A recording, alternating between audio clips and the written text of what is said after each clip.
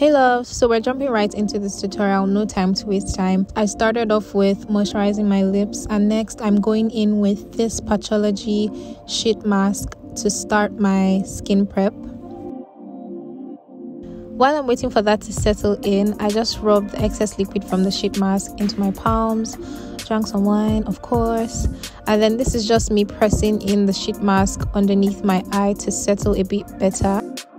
Then I took out the sheet mask after 10 minutes and just basically rubbed the liquid into my skin. I don't do this all the time for skin prep, but I decided to do it today because we're going to be focusing on our skin work.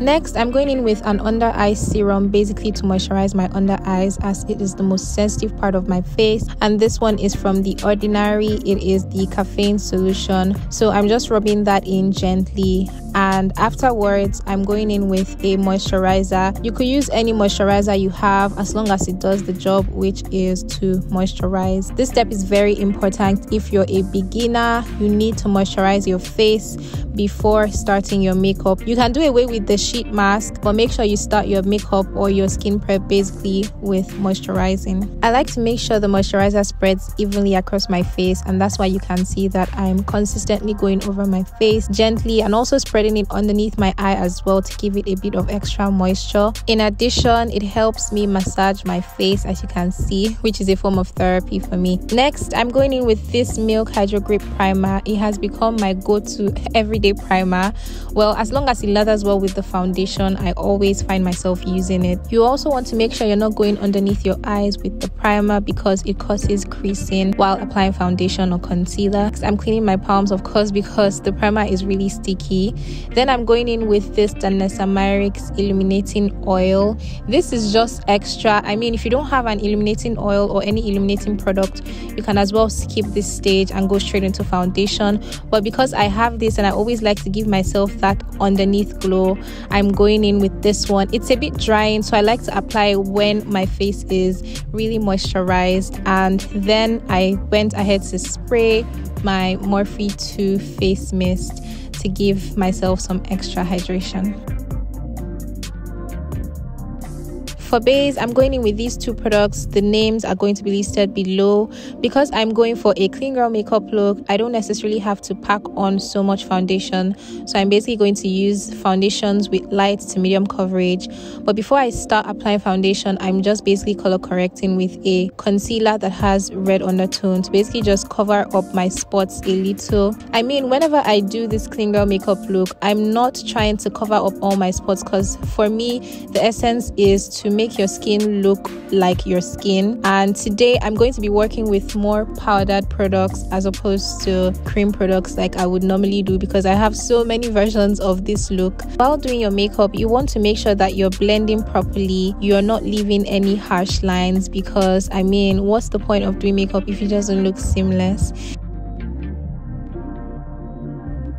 Now this is me applying the foundation mix. These two foundations are very light coverage, however they can be built up to give a medium coverage, but I would like to go with a light coverage for this particular look. And as you can see, I'm blending it gradually and just gently going over other parts of my face, and then using the same brush, I'm just using the remnant of the product on the brush to go over my forehead, because I don't necessarily like applying so much foundation on my forehead. With this application, you can still see some of my scars underneath the foundation, which is perfectly fine for me. If I wanted to cover up my scars, I would have gone with a full coverage foundation, but I decided to go for light coverage. For those interested in getting makeup products, I run an online store that retails beauty products. Link will be in the description box. Then I'm going in with this Colourpop concealer, which is one shade lighter than my actual skin shade or skin tone. I'm using this to highlight underneath my eye because I want my eyes to pop a little bit, and it is also a light coverage concealer. I'm placing this on all the areas that I want to pop and just going in with my beauty blender. This one is from Morphe brushes.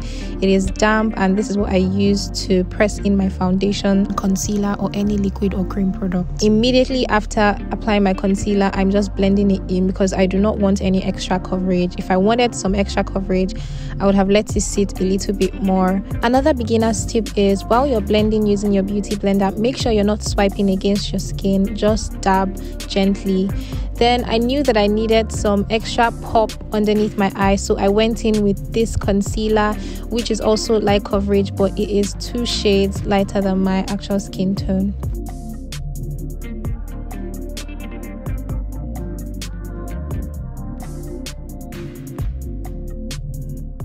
Then I'm going in with this cream blush from Morphe brushes. This is actually the last cream product that I'll be using for this look, and I'm just pressing it with my fingers into my skin gently.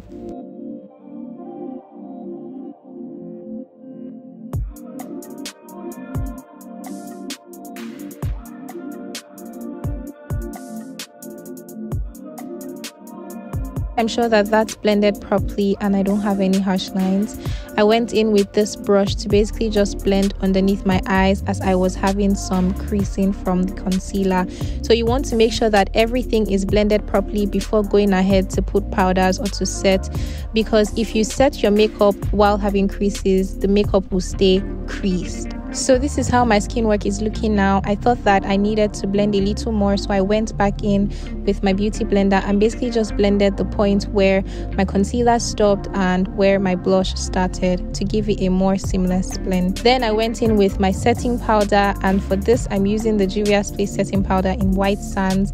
And basically before I apply any powder on my face, or well, before I apply setting powder on my face, I like to warm it up behind my palm so that I can control the amount I place on my face. And with setting powder, I like to press it into my skin first and then I go ahead to bake. While baking, you also want to make sure you do not have any harsh lines, so I also went ahead to blend in the corners of the parts where I applied setting powder. Then I went ahead to concentrate some setting powder at the inner corner of my under eye because I would like for that part to pop more than other parts of my face. Using the same setting powder, I went over my lid because I needed to set that too, and I just used the brush that I used for my under eye to set above my lid.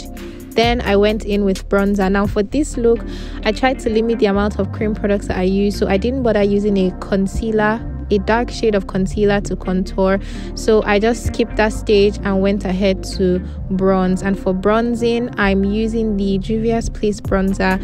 I'm basically just using the lightest shade of bronzer. Then I went ahead to use powder all over my face. Ignore me if you see me looking down. I was watching a YouTube video and I basically just used the powder to go over my face, over everywhere that I set and bronzed. Using the same shade of bronzer, I went ahead to give myself a very minimal nose contour because there's really only so much you can do to this nose. Then I went ahead to finish up my makeup. I used this brow gel to brush up my brow hairs because I was trying to achieve this natural brow look that flopped really well, as you can see. I wish I did something lighter, but then, well, that's it. I took some wine, did my eyeshadow, did my mascara, and yeah, finished up my makeup look. Now I couldn't get the finished look clip because after filming that I realized that it was blurry, so I'm really sorry for that. But basically this is how one of my clean girl makeup routines would look. If you want to see other versions of the clean girl makeup look, let me know in the comment section. Also let me know how you feel about this look. Personally, this is not my favorite look. I wish I did the brows the way I would normally do my brows and not experiment the way I did for this one, but that's okay. If you learned a thing or two from this tutorial, kindly drop in the comment section and tell me if you want to see more of this. This is what the look looks like in the end, of course with a little bit of edit. If you've gotten to this part of the video, thank you so much. Kindly click on the subscribe button if you haven't done that already, and see you in my next video. Bye.